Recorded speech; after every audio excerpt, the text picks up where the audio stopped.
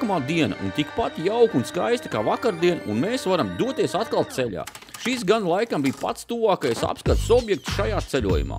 Šī būs tā vieta, kur es biju plānojis iepriekšējā dienā, un par laimi pirms tam bija iegājis viņu mājaslapā, un secina to, ka šis pacēlājs ved tikai ar iepriekšēju pierakstu. Un ticat man, vietas ir ļoti daudz izķerts, praktiski var nepaveikties un pat nedēļas intervālā nedabūt nevienu brīvu vietu. Laidīsim atkal uz vēl vienu pasaules rekordu, uz Grimselvelt un ar Gelmerbahnu brauksim augšā kalnā. Pats sliežu vagoniņš ir stāvākais atklātā tipa funikulieris pasaulē, ārprāts. Nebrīnieties, jo tie kalnā pacēlāji ir arī iedalīti dažādi un smalkāk, jo iepriekšējā sērijā mēs braucām kalnā ar pasaulē stāvāko zobratu vagoni. Ja neesi noskatījies šo sēriju, tad droši noskaties šito līdz galam un pašķir apakaļ vienu video manā YouTube kanālā. Tur arī būs. Ok, esam jau klāt. Ja dosies arī šeit, tad rēķinies ar to, ka vismaz 10 minūtes būs jāiet ar kājām no stāvlaukuma. Ak jā, kāpēc es tā saku? Jo šeit ir tikai iepriekšēja pieteikšanās. Un braukšana augšā kalnā ir sadalīta pa laikiem. Skrienot notikumiem pa priekšu būšu atklāts un godīgs. Vienā brīdī paceļoties man pat bija kājas sastinguši. Un ko tad lai saka Tamāra? Jo viņai ir bailes no augstuma, un kur tad vēl šādā atklātā tipa vagoniņā sēdēt un pacelties neskur? Un tās šitās te biļetes iedod. Un kāds biļetes vienkārši to, ka tu esi rezervējis. Un apakaļceļā mums arī iedeva. Un tagad gaidām, ka nāks lejā funikulieris.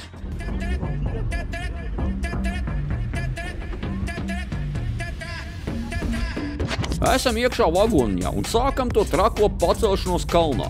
Kalns, ja godīgi, nav nemaz tik augsts, cik traka un stāvu būs tā pacelšanās. Visi vēl smaidīgi un priecīgi.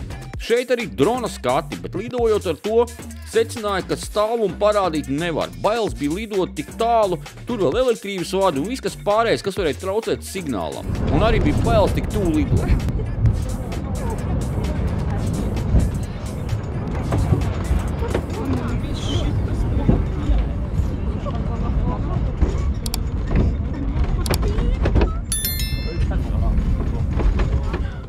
Ārprāts, šeit arī tas stāvākais posms, kas ir gandrīz pat 90 grādiem uz augšu. Nu, ok, tik stāvi nav, bet sajūtas ārprāt cik trakas. Tas vagoniņš čarkst un krakšķi un nezinu, kas viņam tur notiekās, ārprāts. Pēc Tamāras jau varam redzēt, cik traki ir.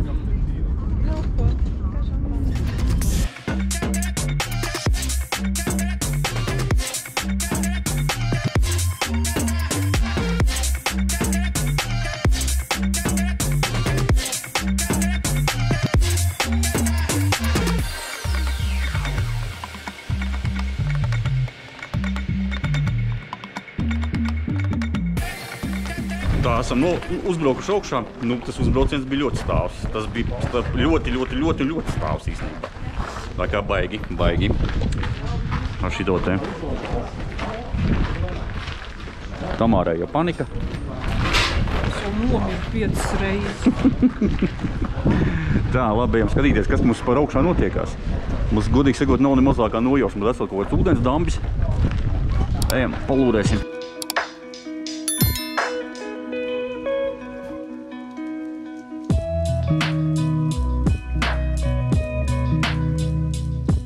Tātad, kas te mums ir?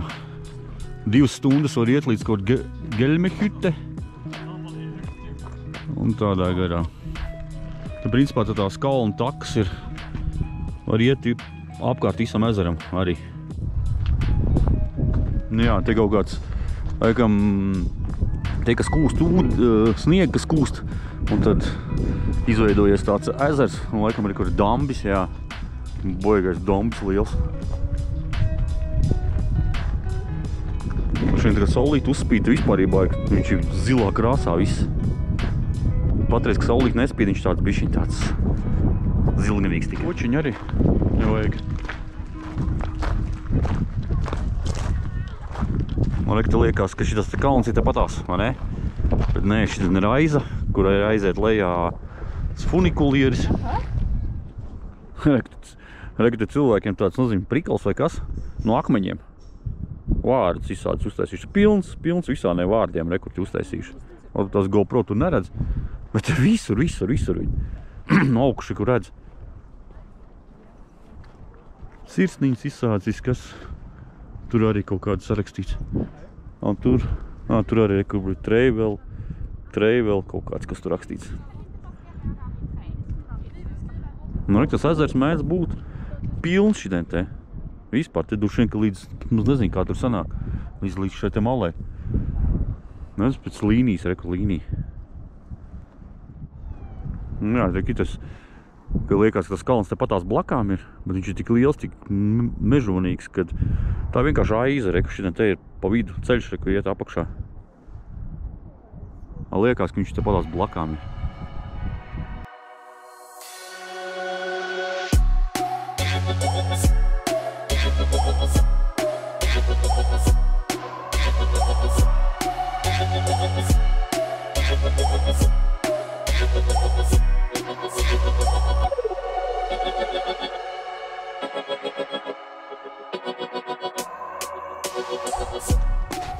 Tā normāls sniedziņš vēl.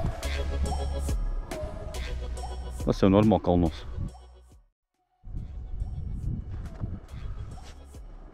Nu, rek, tagad uzspīd saulīt, tad uzreiz viņš tāds zilgans paliek tas ūdens. Un reiz pisam cita krāsa. Un tā, noiesim lejā tagad, pastīsimies to ūdeni. Tā, paļiņ, to baigies štīri. Nu tā, esam lejā. Wow!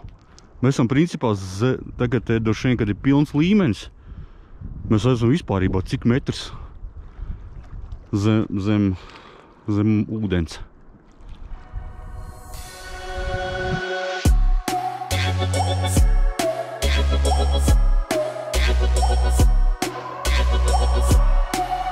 Par cik kalnu taka apkārt ezeram bija slēgta drošības apstākļu dēļ, jo nebija nokusis kārtīgs sniegs laikam tālāk. Tad atlika iet tikai pirms Dambja pa maziņo pastaigu taciņu, un to arī darījām.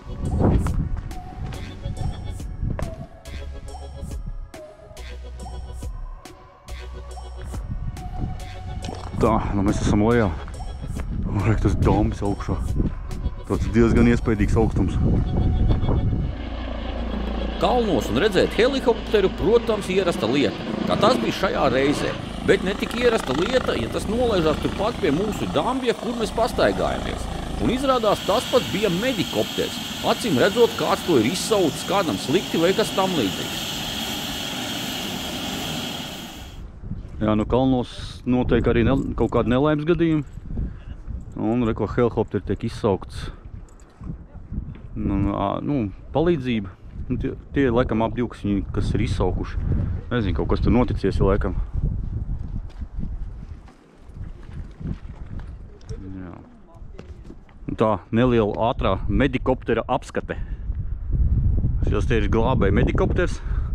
Un kāds viņš izskatās. Un te viss vajadzīgais, kas ir iekšā.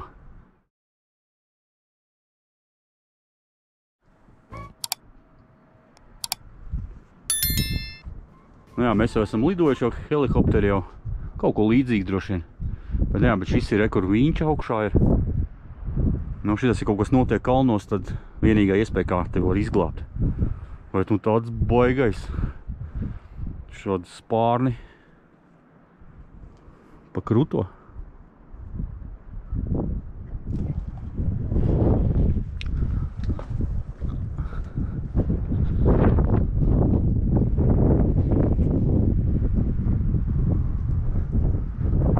Medikopters. Un kas to būtu domājis? Jeb šis cilvēks, kam palicis slikti, bija tas pats cilvēks, kas brauc ar mums augšā kalnā. Un viņš sēdēja tieši aiz manis. Nu ko, cerams, ka viņam viss ir kārtībā, jo pie samaņas viņš bija, un it kā mediķi teica arī, kad viss esot kārtībā, tikai vajagot parādīt ārstiem.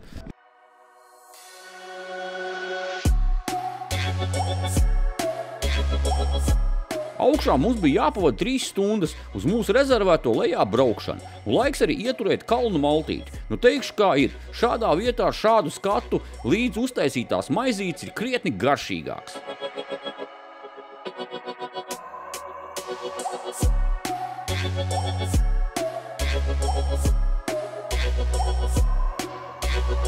Ok, labi, laižam tālāk. Ja laiks mums dotais ir pagājis, un mēs varam doties lejā, ja pēc noteiktā laika un iepriekšējās rezervētās sēdvietas varam tikai sēsties iekšā savās vietās. Un pats trakākais sāksies atkal Tamārai, jo viņai tik ir bailes no augstuma. Šeit pirms braukšanas lejā vēl pafilmēt to, kas brauc augšā. Tad jūs prasāt, kāpēc tur ir brīvas vietas, jo tu tak pats saki, ka visas vietas ir aizņemts. Šis bija pēdējais reizes augšā, un acīm redzot šie, kas brauc augšā, iet ar kājām lejā, jo mēs braucām pēdējā reisā. Nu tad, acīm redzot, brīvas vietas vēl var atrast, bet ja tu gribi braukt augšā un lejā, no tad saliktos laiks ir ļoti grūti.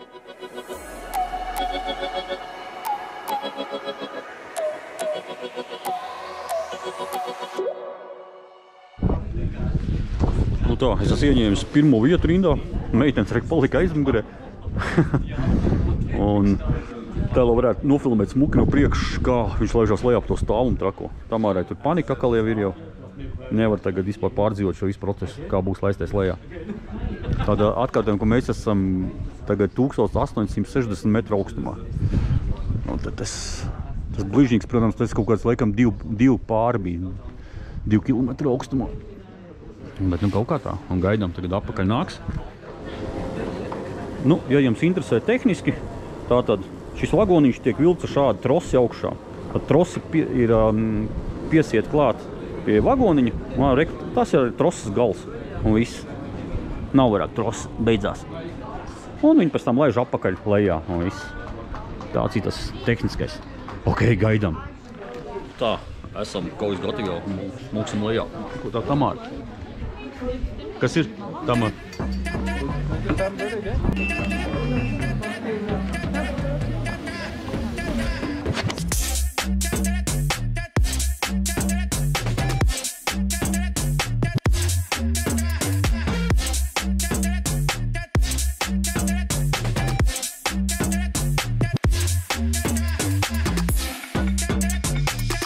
Nu šajā posmā ir tas pats trakākais stāvums.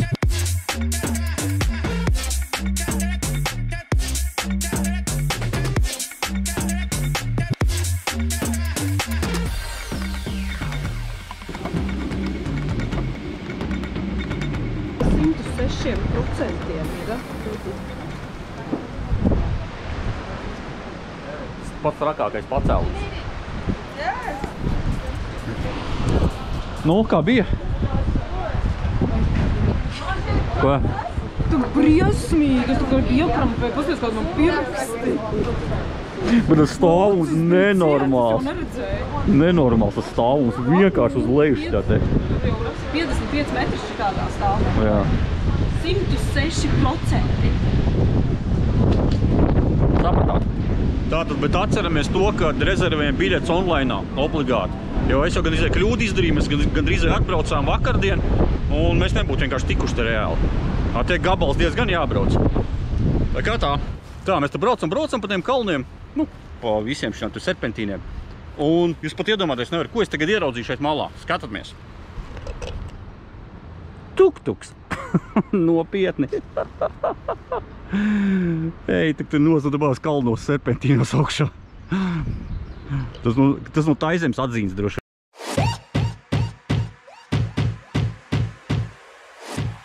Nu ko, esam Jungfrau reģiona vēlamās vietas apmeklējuši, te ir 200 km radiusā, jeb, kā teikt, uz vienu galu līdz pašai Francijas robežai, kur bija sāls raktuves.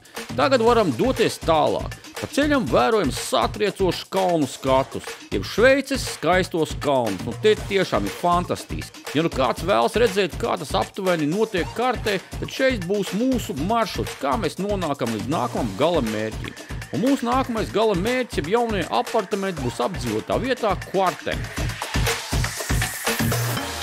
Principā ir tā, ka mēs vienmēr esam skatījušies Alpos apartamentus ar skatu uz kalnu, bet nekad nav bijis sakrits tā, ka skats būtu gan uz kalniem, gan uz blakus kādam ezeram. Tātad šeit esam kaut ko tādu savienojuši. Runājot par šiem apartamentiem, teikšu uzreiz, nav budžeta. Šveicē ļoti bēdīgi ar budžeta apartamentiem. Tie praktiski nav. Un ja ir, tad tiešām bēdīgā stāvoklī, kaut kur ellē ratā kalna augšā, kur jābrauc līdz tam gandrīz 3 stundas, vai nu vispār ar skatu nekādu. Tad, nu lūk, šeit arī būs mūsu jaunie apartamenti. Vienā no šīm mājām dzīvoklis ar skatu, protams, uz ezeru un uz kalnu.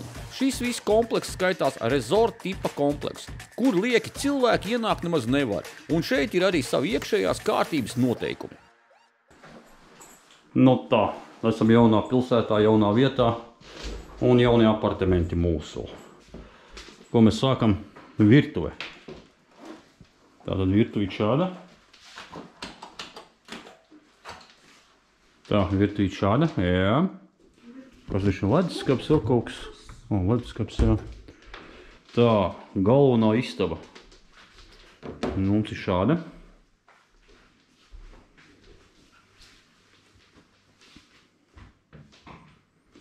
Jep, un klavieres var uzspēlēt.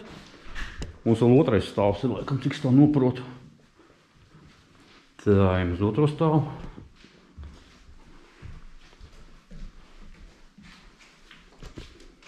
Tā. Olā, te ir gultas. Kas te ir? Skopis, nezinu. Tā, kas mums te ir? O, vēl esam ieslēdz gaismu. Te ir vannas istaba. O, vanna. Jā. Tāds mums izskatās. Un te ir vēl viena istaba. Vēl viena istaba un vēl viena gulta. Tā. Un tur skats ārā. Skats ārā parādīšu tos no cita rakursā.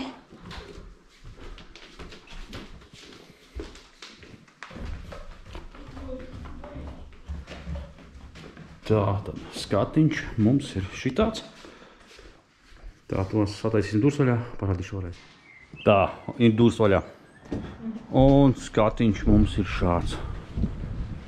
Tātad šeit atkal ir gigantiskie kalni. Šeit ir ezers. Principā viņi skaitās Marina Valandzē. Man tā liekas, ka šis Valandzē arī tas ezers. Un, protams, te saldējuma mašīnīt arī. Un te ir vesā tās komplekss mājiņš tās te. Un tur ir laikam, jā, tur tā guļam istaba viena ir augšā. Nu, protams, otrāps arī kalni, bet šeit ir gigantiskā kalni. Bet tur arī ir kaut sniegi augšā, tur. Nu tā kaut kā. 3 naktis, 4 dienas.